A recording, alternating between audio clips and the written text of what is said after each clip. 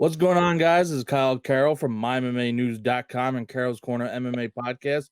Today we got Cole Alaxanian, who will be fighting on Saturday, June 26th for Cage Wars, second event in a two-night event series taking place, like I said, at the end of June in a couple of weeks. Cole, how you doing? I'm doing good, man. Nice to see you. Likewise, I'm glad to have you on. Tell us how you've been, how everything's been going for you, how training's been during the whole pandemic. We've been off for over a year. How's things been going for you? Going good, man.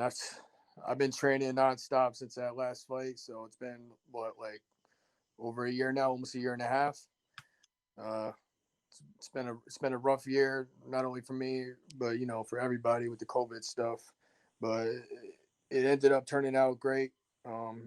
Had my first kid in January, so that made everything a lot better. So I'm doing good. Well, congratulations on your child. Boy, girl? Boy, Awesome. What's the your son's name? Arlo. Arlo. Oh, nice. That's a pretty cool name. Yeah. Very nice. So, yeah, tell us a little bit about that. You said you've been training nonstop. You're coming off two tough losses. Talk about what you learned from those fights.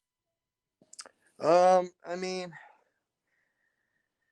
the first fight I lost with Hosco, I kind of feel like I just got caught. I was doing good that first round. I took control of that first round. Shit happens, man. And I mean, the good thing about amateur is it doesn't really matter. I mean, it matters to me, but overall, it doesn't really matter. You restart when you go to pro. But in the last fight with Braden Patton, I just let myself get too ahead and just got to slow it down. So this fight coming up, I'm going to come in more relaxed and it's going to let shit flow and we're going to get it done. Awesome. And guy you're fighting is Corey Butts. Corey usually fights at welterweight. How's your weight? How's everything like that coming in for you going into this fight 2 weeks away? My weight's perfect. I mean, I fought welterweight too. I fought from welterweight, 165, 155. My weight's never an issue. I'm sitting pretty good right now, so it won't be a problem. Excellent. Well, during COVID and stuff, like usually, if you're in fight camp, you're training specifically for the fight. You're trying to lose weight. What during COVID, obviously, you don't know when the next fight's taking place, so you're training for technique. How much technique training did you get done, and how much of a difference does it make when you get to focus on technique and getting down, I guess, skills that you hone in on the skills that you want to? Yeah, I mean, in the beginning of COVID, everything shut down. But with Renzo Gracie, we were doing remote training. So I was in front of my TV with the dummy doing jiu-jitsu and then, still doing my strength and conditioning, boxing, everything else. So I've been training this whole time. I'm just evolving, man. That's about it. I'm just working on little things here and there, putting it all together, and you guys are going to be in for a good treat.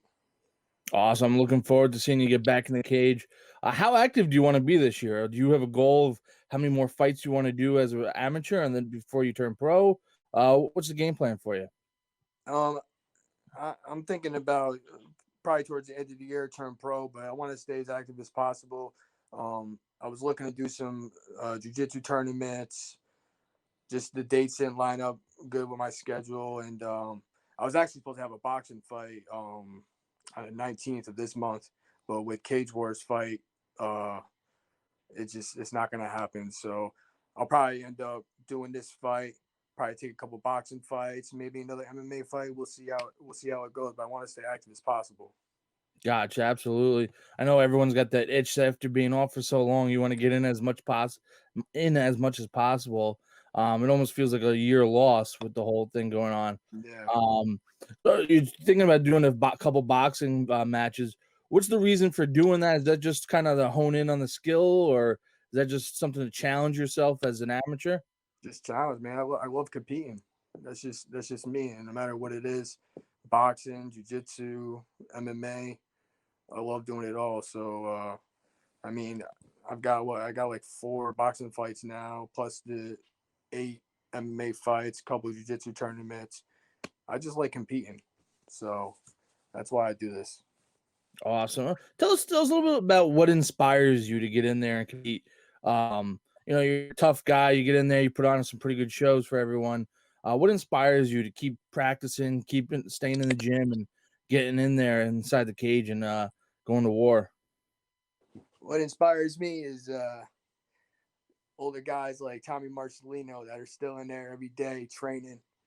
You know, no matter what it is, he's not fighting no more. He's retired, but no matter what, he's always in there, hurt or not. He's always grinding and seeing that.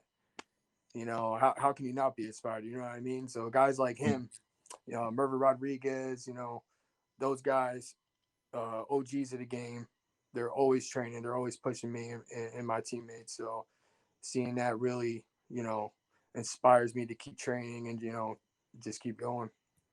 Tell us about training with a guy like Tommy Marcelino. What do you learn from him? Like, since from his experience, what does he, I guess, trickle down and help teach you guys in the gym that are amateurs still? I've been working with Tommy for let's see, about 3 years now. Working with him, Chris Disnell, Mervyn Rodriguez, and those guys. They just little things here. Not only just not just fight stuff, you know what I mean, but life stuff. I mean, he's been around for a while. He's been in the fight game for before he was even legal in New York. You know what I mean? So it's like anything I can take from him in the gym or even outside the gym, it helps a lot. And every training session he's there. He's usually there before us. So I mean, how can you not be inspired? You know what I mean? How could you not want to keep coming in training and it just shows like even if you're not competing and fighting, you can still train and you can still help others like young guns like myself or you know what I mean, up and coming fighters get better and just give them your knowledge. So guys like him and Mervyn and them, they really help us young guys. Absolutely, absolutely. That's awesome to see a guy like that training there. Like, and I remember seeing him fight when it was a World Series of Fighting before PFL and stuff. And Yep.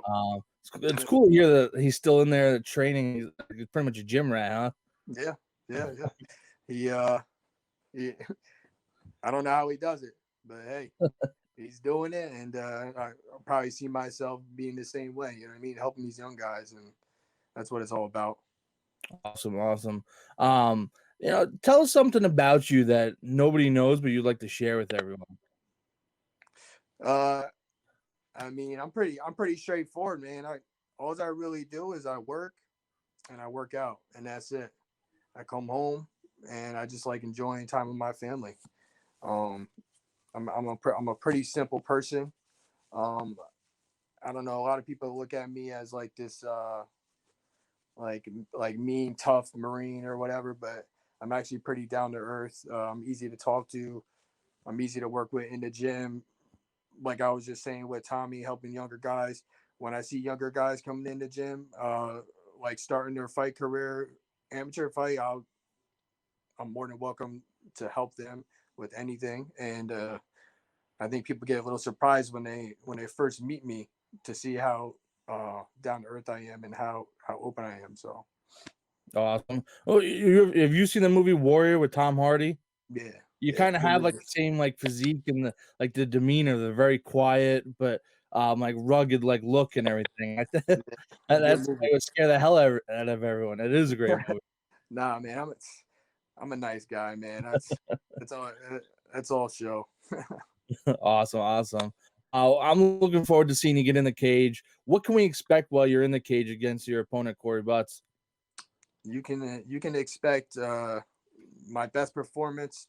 You're gonna see a very calm, cool, collected Cole, and I'm gonna put on a good show, man. I'm gonna get this done, and it's gonna keep on going after that. I'm just gonna keep stacking up wins, and then we'll turn pro, and we'll go from there.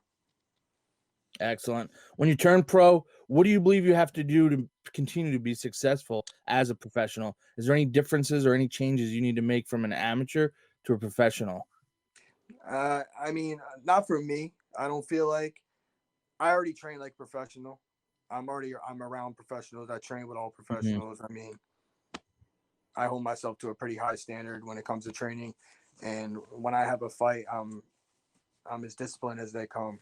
Like, so I don't think that it's going to be any different. You just got to keep learning, man. Keep growing. That's what this sport's all about. You can never stop learning, no matter how much stuff you know, how much stuff you've done. You're still always stuff to learn. So that's what it's about. Awesome. And you mentioned you working training with Tommy and learning from him and Chris. What is something from the professional side of things that you learn from them? And I guess that you could say the business side of the sport that most people don't really know about, but you kind of have an insight to. Is there something you want to shed light on?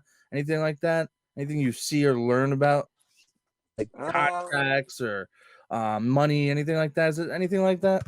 I mean, from what I can see with this sport, um, if you have a pretty big following, it doesn't really matter how good you are. I mean, it does in a sense, but I mean, if you have people that follow you and want to come see you fight, you are more than likely gonna get pushed to the bigger organizations. You know what I mean? Absolutely.